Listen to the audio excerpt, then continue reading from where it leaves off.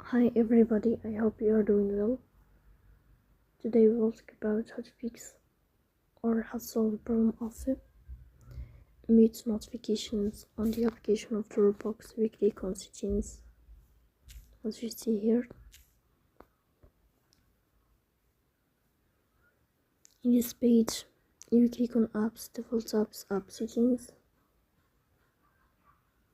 In this page, you search about Dropbox and you click here. In this page of app info, you click on first stop and you click OK. Here we go to storage.